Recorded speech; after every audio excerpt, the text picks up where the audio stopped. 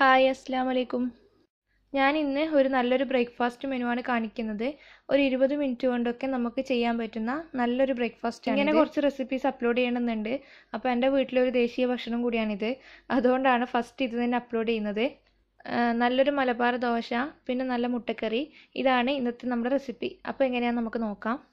ആദ്യം കറിയാണ് ഉണ്ടാക്കുന്നത്. അപ്പോൾ കറി ഉണ്ടാക്കുന്നതിന് മുന്നേ നിങ്ങളുടെ ചാനൽ ഇതുവരെ സബ്സ്ക്രൈബ് ചെയ്തിട്ടില്ലെങ്കിൽ ഈ റെഡ് ബട്ടൺ പ്രസ് ചെയ്തിട്ട് ഇപ്പോൾ തന്നെ സബ്സ്ക്രൈബ് ചെയ്യുക. പിന്നെ അതിന് തൊട്ടപ്പുറത്തുള്ള ബെല്ലൈക്കൺ കൂടി ക്ലിക്ക് ചെയ്യുകയാണെങ്കിൽ ഞാൻ ഫ്യൂച്ചറിൽ വീഡിയോസ് ഇടുമ്പോൾ നിങ്ങൾക്ക് നോട്ടിഫിക്കേഷൻ കിട്ടുന്നതാണ്. ഇന്നത്തെ ബ്രേക്ക്ഫാസ്റ്റ് ഉണ്ടാക്കാനായിട്ട് ആദ്യം നമുക്ക് കറി ഉണ്ടാക്കാം. അതിന് വേണ്ടിയിട്ട് ഒരു പാനിൽ കുറച്ച് ഓയിൽ ഒഴിച്ചു കൊടുക്കാം. ഓയിലൊന്ന് ചൂടായി വന്നിട്ടുണ്ട്. ഇതിലേക്ക് ഒരു ഉള്ളിയുടെ പകുതി ചേർത്ത് കൊടുക്കാം.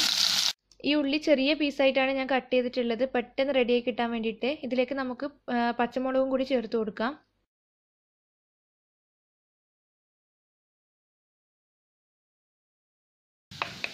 ചെറുതായിട്ട് കട്ട് ചെയ്തുകൊണ്ട് പെട്ടെന്ന് തന്നെ റെഡിയായി കിട്ടും. ഇതിലേക്ക് നമുക്കൊരു 1/2 ടീസ്പൂൺ മഞ്ഞൾപ്പൊടി ചേർത്ത് കൊടുക്കാം.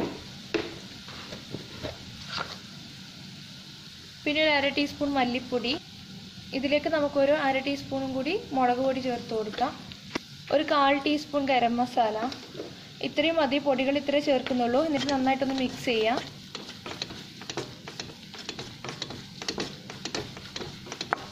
ആ പൊടികളെ പച്ചക്കുത്ത് മാറുന്ന വരെ ഒന്ന് മിക്സ് ചെയ്തെടുക്കണം.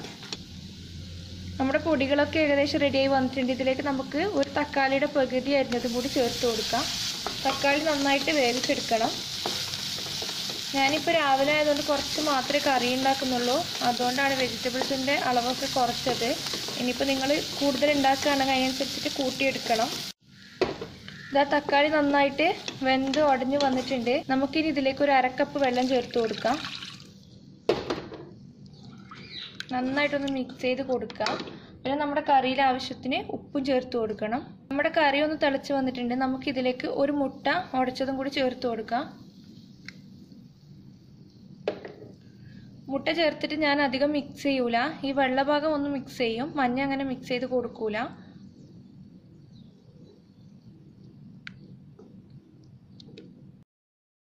മുട്ട പെട്ടെന്ന് തന്നെ റെഡിയാവും. ഒരു 2-3 സെക്കൻഡ് കൊണ്ട് തന്നെ റെഡി ആയിക്കോളും. നമുക്കിത് അടച്ചു വെച്ചിട്ട് വേവിച്ചെടുക്കാം.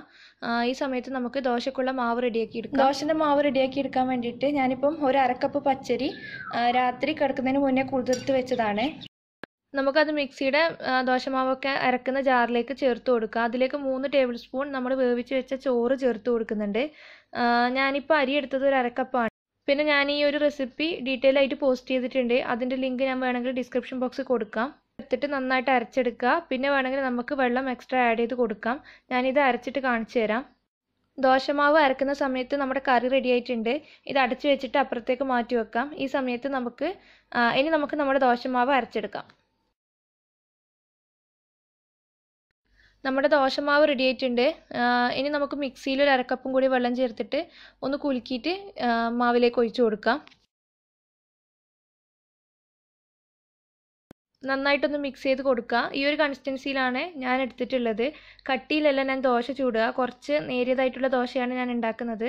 ഇതിൽ നമുക്ക് 1 ടീസ്പൂൺ ഓയിൽ ഒഴിച്ചു കൊടുക്കണം. ഞാൻ പാനിൽ ഓയിൽ തടവാറില്ല, ഞാൻ ഈ മാവിലാണ് ഒഴിച്ചു കൊടുക്കാറുള്ളത്. 1 ടീസ്പൂൺ ഓയിൽ ചേർത്തിട്ട് നമുക്കിനി ദോശ ചുട്ടെടുക്കാം. ഇതിൽ 2 തവി ബാറ്റർ ഒഴിച്ചു കൊടുത്തിട്ട് ജസ്റ്റ് ഒന്ന് ചുറ്റിച്ചെടുത്താൽ മതി. എന്നിട്ടൊന്ന് ആറുന്ന സമയത്ത് അടച്ചു കൊടുക്കുക. 2 സെക്കൻഡ് അടച്ചു വെച്ചിട്ട് ഒന്ന് തുറന്നു വെച്ചിട്ടുണ്ട്. ഇനി നമുക്ക് മറിച്ചിട്ട് കൊടുക്കാം. എന്നിട്ട് തിരിച്ചു മറിച്ചു വിട്ടിട്ട് വേവിച്ചെടുക്കാം.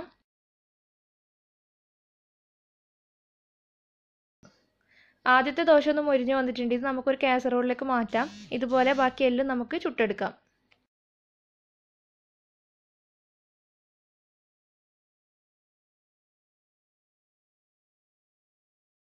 നല്ല സോഫ്റ്റ് ആയിട്ടുള്ള ഒരു ദോശയാണിത്. നമ്മുടെ ബ്രേക്ക്ഫാസ്റ്റ് ഇവിടെ റെഡി ആയിട്ടുണ്ട്. ആൾ എണീറ്റിട്ടൊന്നും ഇല്ല, അതുകൊണ്ട് വേസ്റ്റൊക്കെ കളയാൻ വേണ്ടിയിട്ടൊന്ന് പുറത്തേക്ക് ഇറങ്ങിയതാണ്. ഇതാണ് എൻ്റെ ഏരിയ. നമ്മുടെ നാട്ടിൻപുറം പോലെ വിശാലമായ പ്രദേശമാണ്. അധികം ക്ലൗഡി ഒന്നല്ല.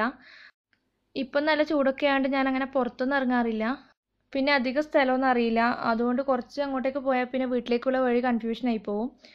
2 റൗണ്ട് ഇടുന്ന് അങ്ങോട്ടും ഇങ്ങോട്ടും നടന്നിട്ട് വീട്ടിലേക്ക് പോക്കായി. ഞാൻ തിരിച്ചു വന്ന് ആൾ ഡ്യൂട്ടിക്ക് പോകാൻ റെഡിയായി. അപ്പോൾ ബ്രേക്ക്ഫാസ്റ്റ് സെർവ് ചെയ്യലായി. നിങ്ങൾ എന്തായാലും ഇതൊന്ന് ട്രൈ ചെയ്ത് നോക്കുക. എന്നിട്ട് വീഡിയോ ഇഷ്ടപ്പെട്ടാൽ ലൈക്ക് ചെയ്യാനും ഷെയർ ചെയ്യാനും സബ്സ്ക്രൈബ് ചെയ്യാത്തവരാണെങ്കിൽ ഒന്ന് സബ്സ്ക്രൈബ് ചെയ്യാനും മറക്കരുത്. താങ്ക്